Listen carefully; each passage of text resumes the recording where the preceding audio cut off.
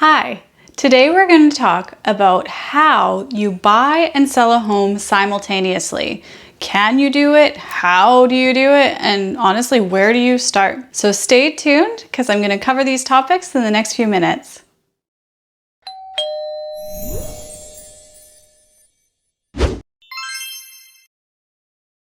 I'm Jennifer Queen with the Jennifer Queen team and RE/MAX Professionals here in Winnipeg, Manitoba. And if you are watching this channel for the first time, please feel free to subscribe. We're putting out a ton of content that's relevant to Winnipeg, buying a home, selling a home in Canada, and just local information too for people moving to the area. So we'd love to see you subscribe. And if you find this video valuable, please be sure to hit that like button as well. It really helps us in determining what kind of content to continue to come up with. Let's get into it. Buying and selling a home at the same time. I find that I get asked by clients daily how the heck they handle and manage this process because it seems like there's so many moving parts, which there are, that need to be addressed. So unless it's your first home and you're moving from a rental so you don't have to worry about selling the property you're currently in, the majority of buyers do end up in situations where they both have to buy a home and then sell a home. And the good news is that it's very possible. You don't tend to need to move twice into a rental in the interim once your home is sold so that you can buy another home. There are both banking products for that as well as ways to structure your planning so that you aren't left homeless or having to move twice. You should only have to move once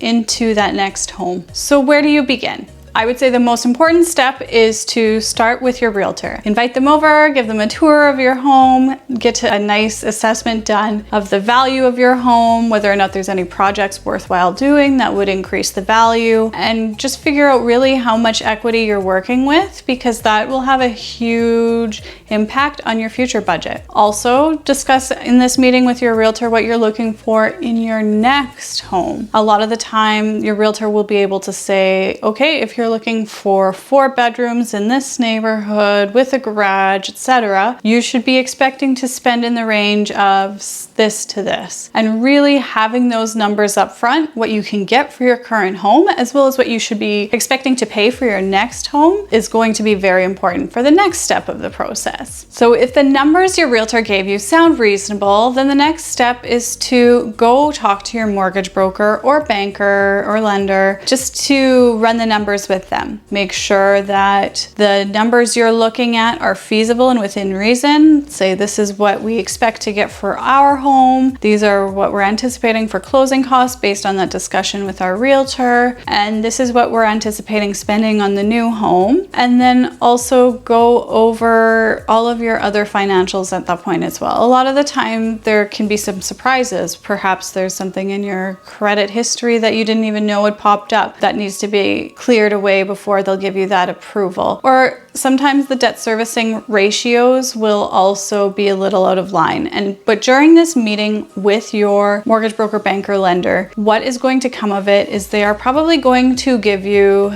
well, there's 2 main options, and then I'll talk about a third as well. But what will come of this meeting is the bank will tell you the options that are available to you. So usually there's one of 3 options available, with the first 2 being really the most popular. The first is that the bank might tell you, we've run your numbers, your income, your credit bureaus, everything. It all looks good. We actually think you can handle 2 mortgages, which is great. In that case, if you're comfortable with it, of course. What that means is you can go out there, you can shop for a home, you can find a home, buy it, and then not worry about having to sell your current home until you're moved into that place, which honestly is great if you can do it that way and have it properly staged. You'll probably net more in the end in the long run. But I would say the majority of people are not told by their bank that they can carry 2 mortgages, and rather what the bank will say in those cases is, yes, we are happy to grant you a mortgage for this new amount you've requested, but you have to sell your home first. That's the most common.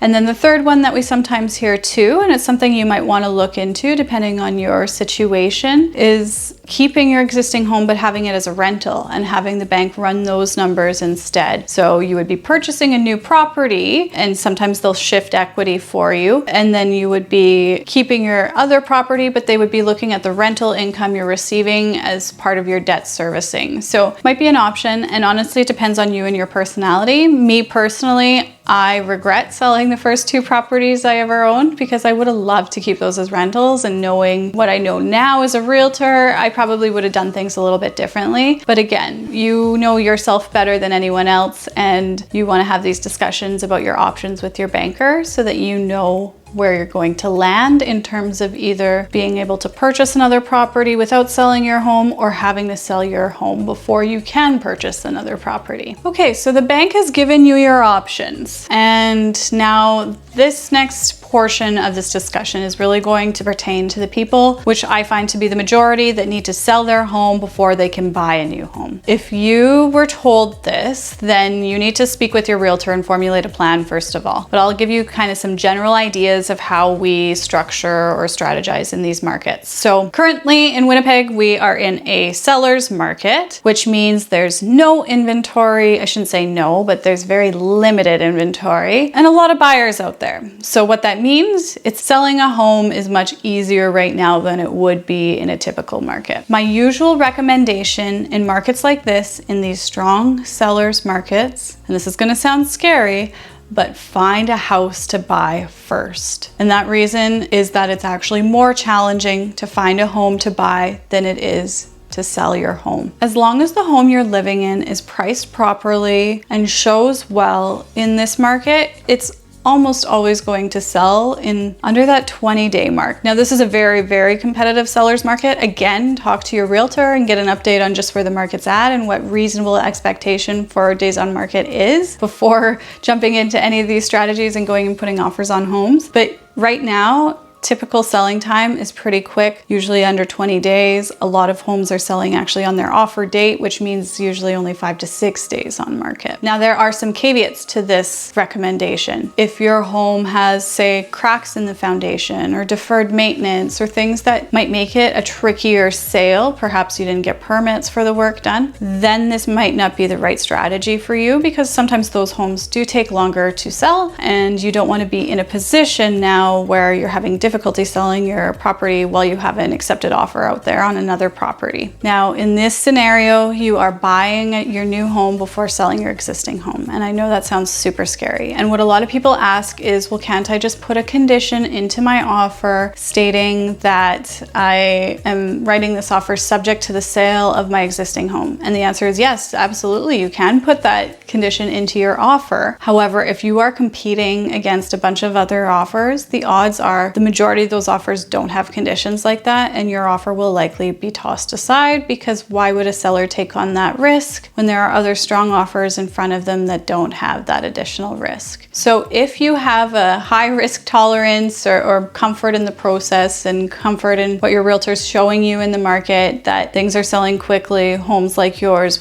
are doing just fine, then by all means, I would say waive that condition. But at the end of the day, you need to be comfortable in waiving that condition before you actually do. So do the research, have a realtor that you can trust and to guide you in the process to know they're not steering you down a bad path. So there's a couple things we can do to kind of mitigate your risk in a situation like this. It's still incredibly risky buying a home if you have to sell your home to proceed. But one of the things that I always recommend to clients when we start this process is to get your home into showing condition. So for instance, we're out there looking for homes to buy. We know we're going to be writing these offers without these sale of home conditions. We're submitting offers, we're getting into that bidding war with everybody else, and eventually your offer gets accepted. Your home should already be market ready at that point. It's not something where you want to have your offer accepted and go, oh my goodness, now I have to sell my home, but I need to still paint the main floor or something like that. In those initial discussions with your realtor, you should be getting tips about how to prep your home for the market readiness. I know we send through a stager just to make sure that people know what the expectations will be and how the home should present when it's for sale, just so that people have that information up front. But the ideal would be, if your offer is accepted on a property today, that we could be listing your home by the following Monday. Another way to reduce your risk is to request a longer possession. So if you are writing an offer on a property, typically what we're seeing is 30 to 45 days for possession requests, but I'm saying ask more like 60 to 90 so that you have some extra time to sell your home in that process. Again, Like usually under 20 days is reasonable in this market if your home shows well and is priced properly, but it's always nice to have that cushion and a little bit less pressure on your side before you go and put your offer in on another property. Okay, so another note about the sale of home condition into offers, because there are people that just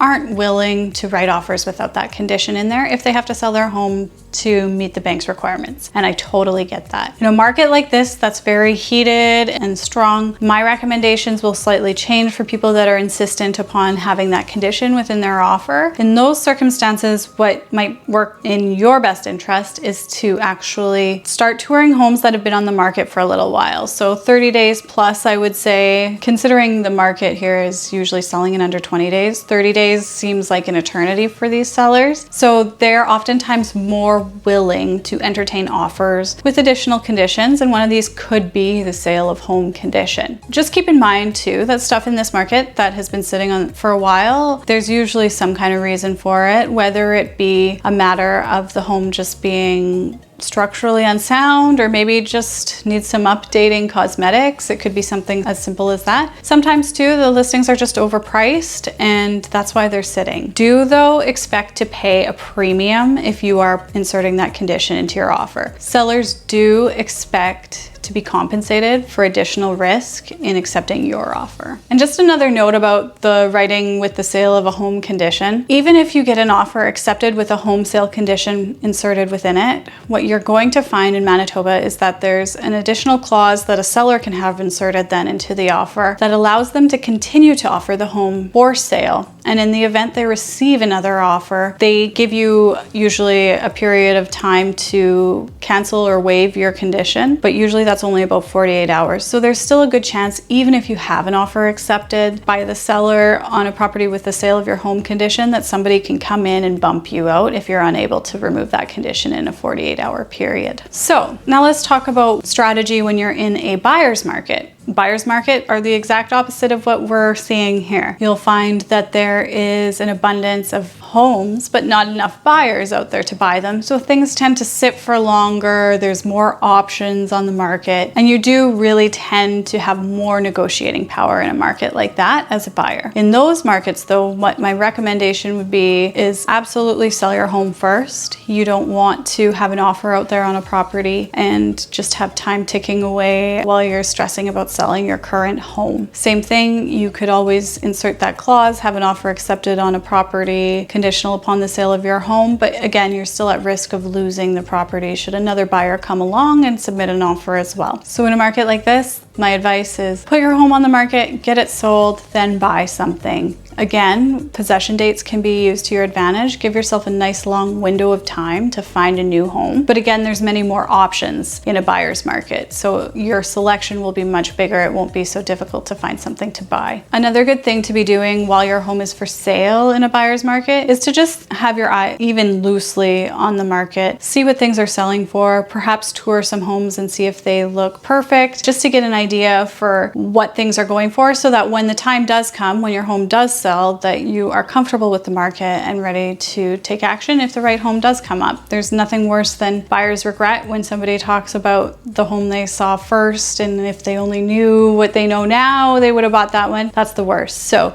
just be educated and keep up to date through your realtor about what the options are on the market, and so that you know a good deal or a good option for you when it does pop up. Now, just a warning though, if you are touring homes while your home is still for sale in a buyer's market, just don't fall in love with anything, because there is a chance that it will be gone by the time your home sells. It's just something you want to be very pragmatic about. We're not getting attached to any of the homes we're seeing. We're just going to look, get an idea, and then hopefully if you love it, it will still be for sale, but just don't get too attached, because there is some heartbreak involved there. In a balanced market, the strategies can actually go either way. It will depend on you, your circumstance, and your home, as well as the time of year too, a lot of the time. So just reach out, talk to your realtor, see what would work best for you and what they would recommend in any of these markets, really, because the strategies might change from person to person, house to house, neighborhood to neighborhood. It really is case by case specific. These are just overall recommendations based on the market we're in. Anyways, I hope you guys found that helpful and that I haven't confused the heck out of you. If you found value in this video today, please be sure to hit that like button below. It really does help in determining what kind of content to come up with in the future. And again, if you haven't subscribed to our channel already, be sure to hit that subscribe button as well. We're coming out with videos several times a week, and we hope you're finding it all super helpful. I'm Jennifer Queen with the Jennifer Queen team and RE/MAX Professionals. Take care, guys.